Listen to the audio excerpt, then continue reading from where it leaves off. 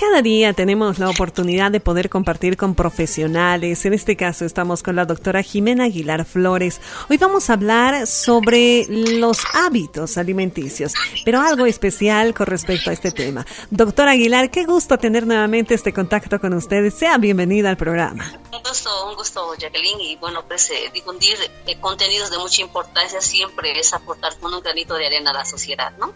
Y creo que la alimentación es uno de los pilares fundamentales para todo ser humano. Me parece que sí, sin duda alguna. Doctora, a veces escuchamos comentarios donde nos dicen, pues ocurre que a mí también me gusta comer esto o aquello, igual que mi papá. Creo que lo heredé. ¿Será que los hábitos alimenticios los heredamos, doctora? Sí, de hecho no hay alimento malo, ¿no?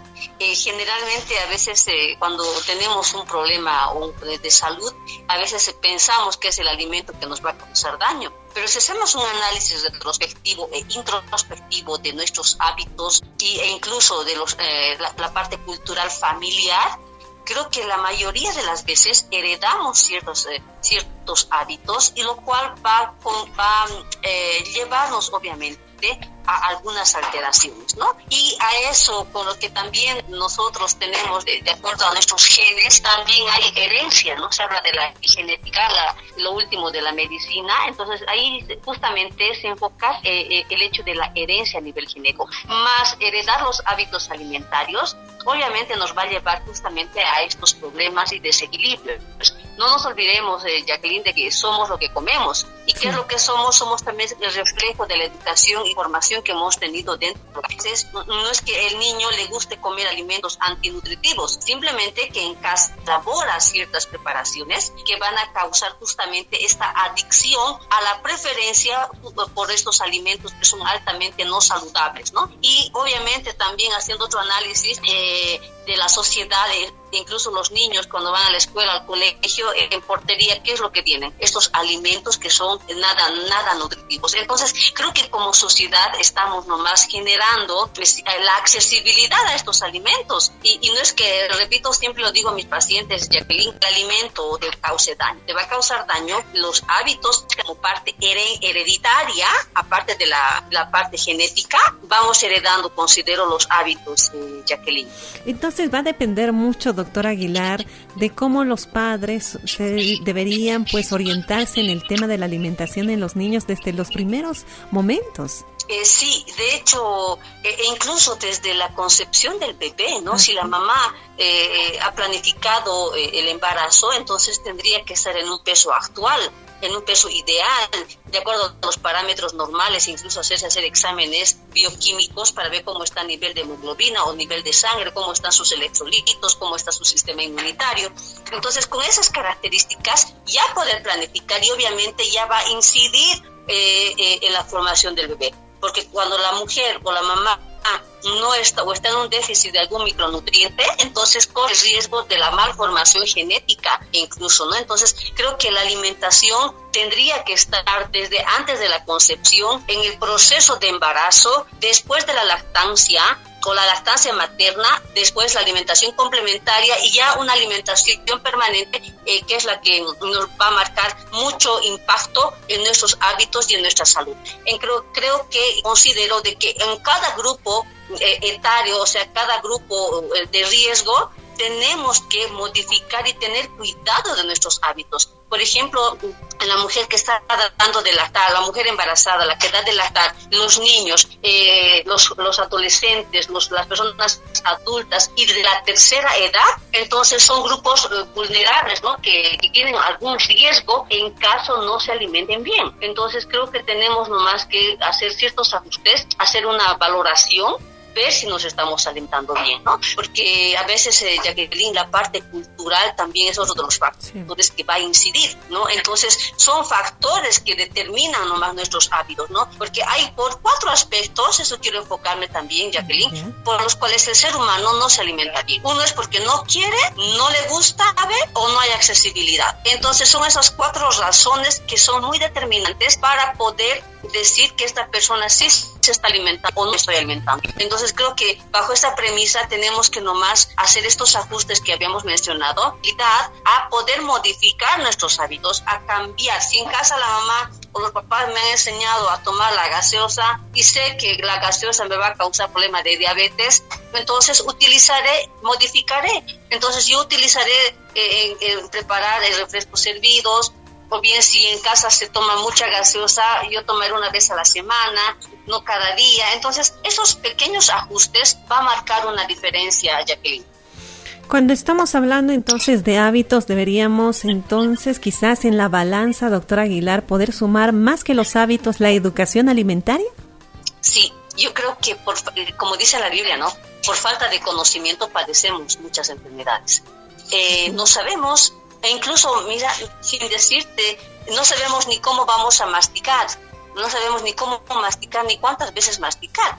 A veces pensamos que los dientes están en el estómago y no masticamos bien los alimentos. Y esa práctica de la masticación no cuesta plata, no cuesta nada. Entonces, pero es tan importante el masticar los alimentos porque ahí es donde empieza justamente enfermedades. Entonces, masticar de 20 a 30 veces cada bocado de comida va a ayudar y prevenir problemas gastrointestinales e incluso hasta sobrepeso y obesidad. Entonces, solamente esta práctica de la masticación. Entonces, si tomamos en cuenta esos aspectos, tiene componentes químicos que van a ayudar al degradar los alimentos, a que podamos asimilar mucho mejor. Mientras más masticamos, la saliva ya hay ciertas estructuras, entonces la digestión ya empieza en la boca con la masticación. Pero si yo agarro y masco 3 veces y adentro, como que mis dientes estuvieran en mi estómago, obviamente pues le estoy causando mucho problema y mucho trabajo a mi estómago, porque no va a ocurrir una buena mezcla. Va a pasar al intestino delgado y va a empezar el proceso de fermentación, se va a hinchar el estómago y vamos a pensar que nos he hecho mal los alimentos. No es que te he hecho mal el alimento, te ha hecho mal la forma que estás masticando, no estás masticando bien. Entonces, uno de los factores es Jacqueline, que también es determinante la masticación dentro de los hábitos alimentarios, porque a partir de ahí donde se inicia muchas enfermedades. De ahí, a partir de la masticación, podemos prevenir o podemos empeorar nuestra salud, Jacqueline. Se tiene que poder aceptar, doctor Aguilar, que podemos desaprender, ¿verdad? Algunas cosas que quizás se ha visto con nuestra abuela, con nuestra mamá, y que de pronto no nos va a hacer bien, pero podemos desaprender para tener buenos hábitos. Sí, porque nuestra conducta, y qué buena pregunta que hace Jacqueline, sí se puede, si bien no podemos erradicar la conducta, pero podemos ir ajustando y haciendo cambios, pero de manera procesual, ¿no? O sea, cambiar mi conducta paso a paso frente a la situación que yo me estoy enfrentando. Si antes, digamos, no masticaba bien, ahora seré consciente, empezaré a masticar desde ahora. Antes masticaba 3 veces, ahora empezaré a masticar 10, ¿no? Entonces, si antes tomaba líquidos entre bocados de comida, ahora lo haré. Y si antes lo hacía, iré modificando, iré cambiando. Entonces, solamente así, llegando a estos cambios de conducta frente al alimento, vamos a poder ayudar y prevenir muchas enfermedades. Y creo que el ser humano tiene ese potencial y ese libre albedrío de decidir qué hacer con nuestras vidas. Pero a veces nos dejamos influenciar por el contexto sociocultural, sociofamiliar y sociolaboral. Entonces, esos son otros factores que van a determinar mi conducta alimentaria.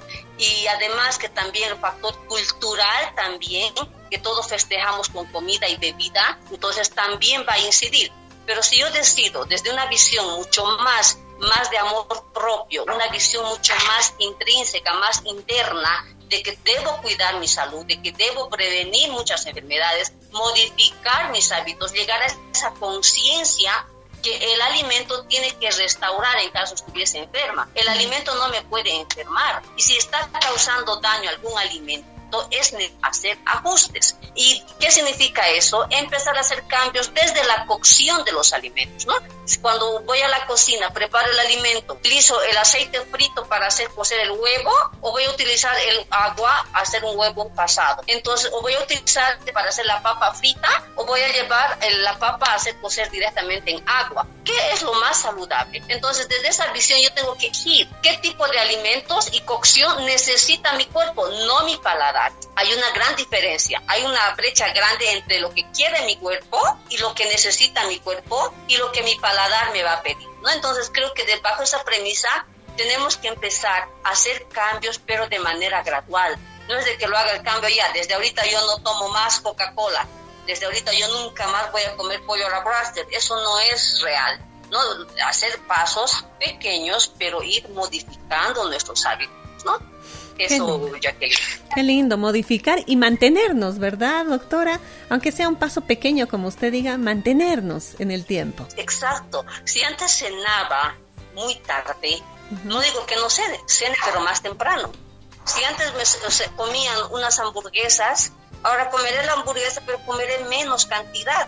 Si antes comía un pan, bajaré a medio pan, ¿no? Entonces, ir disminuyendo las cantidades, porque no se trata de que no coma. A veces caemos en esa falacia de decir, estoy a dieta, y hay una restricción de ciertos alimentos que no es sostenible. No comeré 3 días, pero nuevamente voy a caer en esa tentación. Entonces, si yo hago un cambio de manera gradual, decido, ya, hoy día me encanta el pan, antes desayunaba con 10 o comía al día 10 panes, ahora comeré 2 panes. O comeré 8 panes, ¿no? Entonces ir modificando, reduciendo. Si antes consumía 5 cucharillas de azúcar en mi desayuno o en el jugo o en el refresco, ahora bajaré a 3. La siguiente semana o mañana o 2 días, después de 2 días bajaré una cucharilla, bajar otra cucharilla. Entonces creo que esos cambios graduales son más importantes que hacer esas dietas estrictas, ¿no? Entonces, además que también, Jacqueline, tenemos acceso a tanta información por el internet, que a veces no estamos accediendo a una fuente de información bastante real.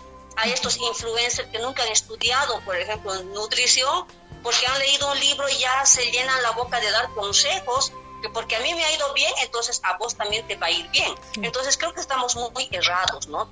Tenemos que buscar una información de profesionales que sí estamos preparados y estamos orientando a la población en función a pilares fundamentales, sin ir a extremos, sin seguir corrientes que de moda, ¿no? Que están llevando justamente a este desequilibrio, sin sostenibilidad. Entonces creo que no hay alimento perfecto, no hay alimento milagroso, ni tampoco alimento que te cause daño o que te mueras, ¿no?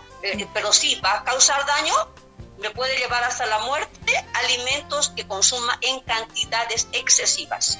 Y creo que bajo esa premisa tenemos que empezar a modificar. No es que el alimento, no satanicemos a los alimentos. El alimento no te hace daño, pero si yo consumo de manera excesiva, hasta el agua me puede causar daño, ¿no? Entonces, creo que tenemos que tener esas directrices de lo que es una alimentación saludable, cómo están mis hábitos alimentarios, si estoy heredando esto, si mis papás lo hacían, entonces que se quede en mis papás, más bien yo ayudaré, pero que quede en mí, ¿no? Entonces, si yo tenía estos hábitos, entonces que sea hasta aquí. Y si tengo hijos, no voy a pasar esa herencia de mis hábitos a mis hijos. ¿Por qué? Porque va a causar daño. Entonces, tengo una predisposición a la diabetes o a la obesidad, mis papás son obesos y son diabéticos o tienen cáncer, yo estaría con esa susceptibilidad que yo también pueda tener, sí, pero que se quede en mí, pero yo modificaré para que mi familia o mi entorno también tenga buenos hábitos y ser personas que podamos influenciar. Yo le llamo a eso influencer, ¿no? Aquellas personas que puedan influenciar de manera positiva a la sociedad y mucho más a la familia, Jacqueline. Qué importante, qué bueno hablar de este tema que muchos de nosotros en algún momento quisimos hablar, pero no sabíamos cómo hacerlo y que mejor hacerlo con especialistas, con profesionales en el mismo. Doctor Aguilar, le agradezco muchísimo por estos minutos compartidos con Radio Majestad y En Contacto. Un gusto, Jacqueline. Para cualquier consulta, mi número de celular al 759-60-180 y en las redes sociales, en el Facebook estoy como Jimena Aguilar Nutricionista y en TikTok estoy como Jimena Nutricionista. Gracias, doctora. Muy gentil. Hasta pronto.